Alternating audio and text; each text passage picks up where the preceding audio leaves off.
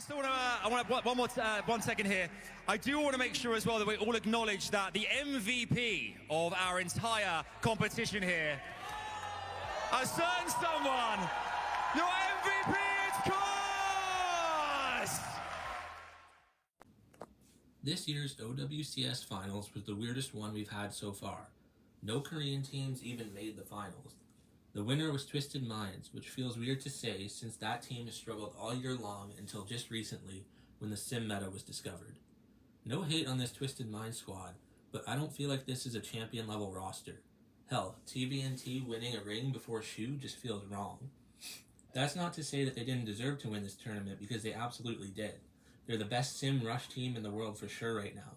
But it feels weird giving rings to a team that isn't super flexible and has players that clearly aren't the best in their roles. Yubi is not a good flex DPS. His only good hero is the Symmetra. He's also known not to be a very nice guy in real life. But he's essentially taken over the coaching role for the team, so good for him, I guess. In my mind, the only people on this roster of TM that deserved the championship were Quartz and Funny Astro and maybe Simple.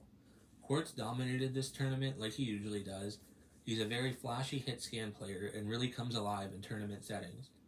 The team really invested a lot of their resources into keeping him alive so he could punish the enemy's positioning mistakes. The backline of this team made fewer mistakes than other teams. Funny Astro has been in the game for a long time and knows what it takes to win, and he showed that here. I was really disappointed in how the Korean teams played because they have mechanically the better players in the world.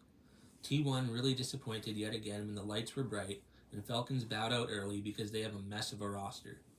But the worst was Crazy Raccoons. They should have been the ones to win this tournament.